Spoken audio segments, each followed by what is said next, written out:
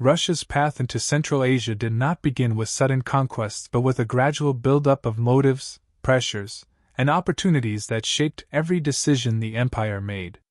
By the early 19th century, Russian leaders believed their southern frontier was unfinished, vulnerable, and economically underdeveloped. They viewed expansion as essential for transforming Russia into a global empire equal to its European rivals. The steppe to the south appeared vast, fragmented, and strategically valuable, and the idea that Russia had both the right and the responsibility to control it became a powerful element of imperial thinking. That confidence grew alongside a belief that the region lacked the cohesion needed to resist a modern state. Russian officials argued that only a strong centralized empire could bring order to a zone filled with shifting alliances, raids, and unstable leadership structures. These ideological foundations laid the groundwork for an expansion that would reshape the entire region. Economic calculations added further weight to the desire for control. Russia lacked warm water routes and struggled with inefficient internal trade networks. Central Asia offered access to caravan routes that connected to Persia, Afghanistan, and western China. A foothold in the region promised new markets for Russian goods, especially textiles, and access to cotton that could reduce dependence on American imports. Military leaders insisted that securing these advantages required permanent presence, not temporary agreements. They portrayed the steppe frontier as a zone that could only be stabilized by direct rule. Geopolitical rivalry intensified the urgency. As Britain expanded deeper into South Asia, Russian leaders feared that London might push northward or influence the Central Asian Khanates to block Russian ambitions. British officials worried about Russian advances toward India, while Russians believed failing to move south would allow Britain to claim the region first.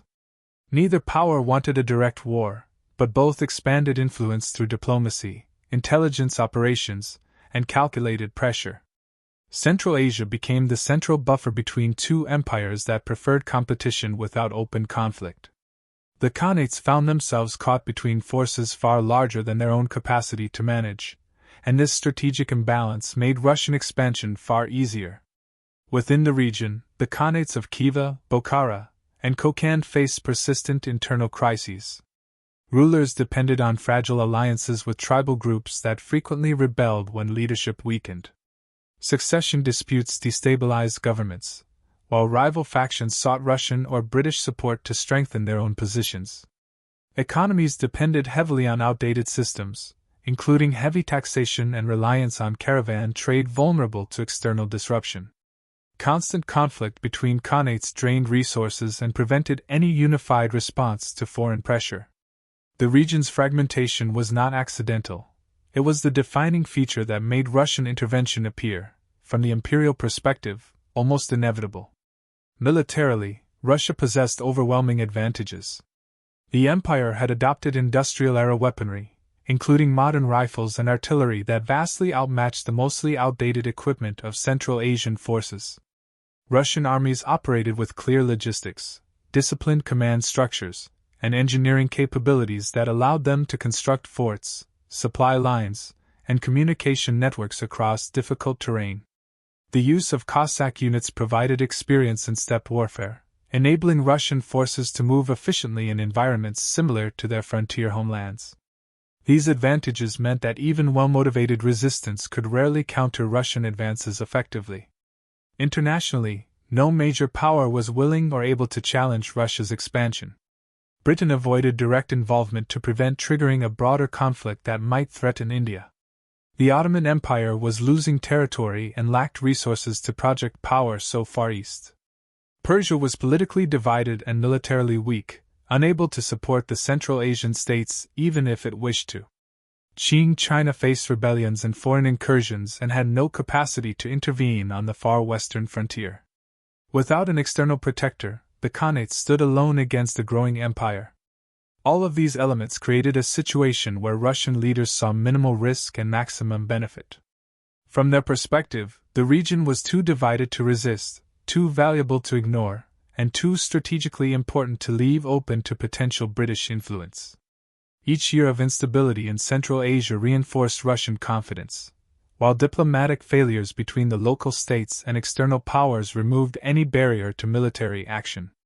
By the time Russia began actively moving into the region, its leaders believed they were acting not only in pursuit of imperial gain, but in response to long-standing security threats and economic limitations.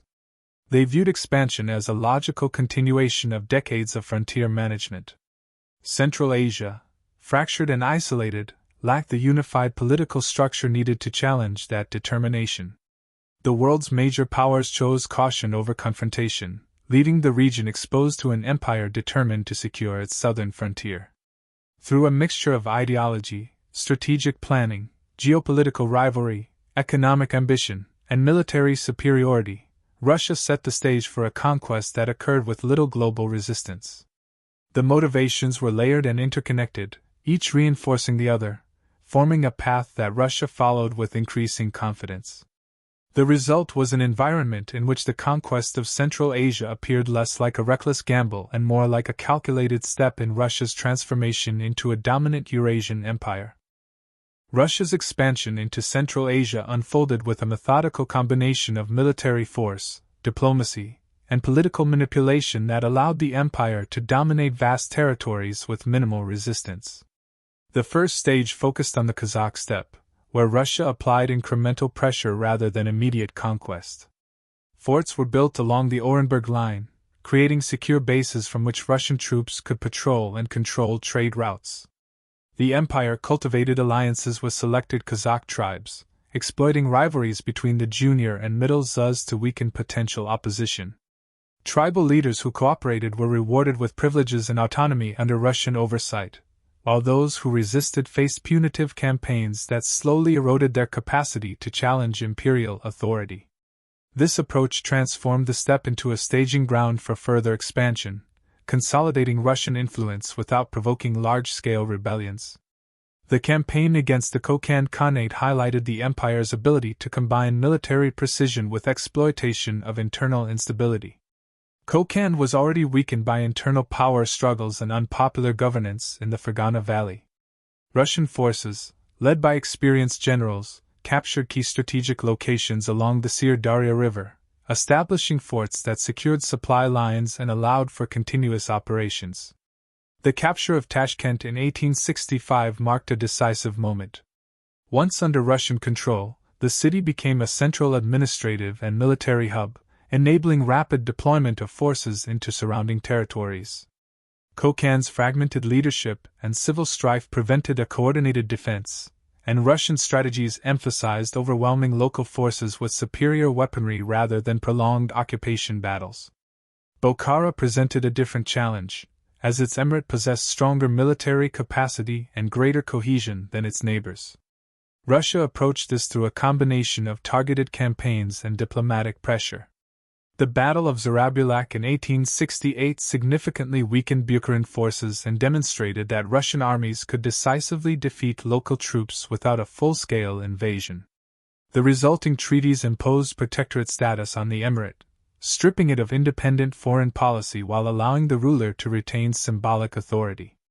This method minimized administrative burden while ensuring political control, reflecting a strategy that relied on indirect dominance in regions where direct occupation was unnecessary or risky. Khiva, located in a more isolated and arid environment, fell after a coordinated Russian campaign in 1873. The empire mobilized multiple columns of troops across desert terrain, demonstrating logistical capability and planning. The harsh environment slowed operations but could not prevent them. Once Russian artillery arrived, Khiva's defenses collapsed rapidly. The Khanate retained nominal rulership under a treaty system, but all real power rested with Russia. This pattern repeated the strategy applied to Bokhara: military precision combined with legal and diplomatic mechanisms to establish control while limiting overt occupation costs. Resistance occurred intermittently across the steppe and Fergana Valley. Uprisings erupted in towns and rural areas, often led by tribal figures or dissatisfied local officials. These movements were typically fragmented, lacked central coordination, and had minimal access to firearms capable of matching Russian forces.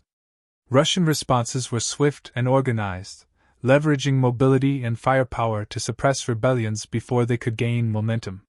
While these insurrections influenced later nationalist sentiment, they failed to alter the trajectory of Russian expansion.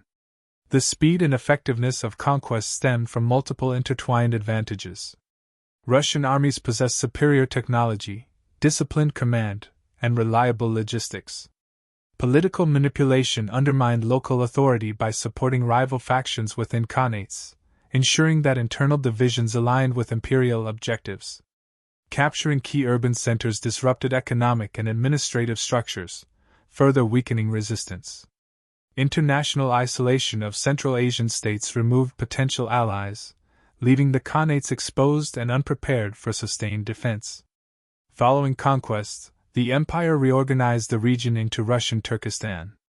New administrative divisions imposed taxation, law enforcement, and infrastructure projects, while roads and railways facilitated resource extraction, especially cotton for industrial centers in Russia.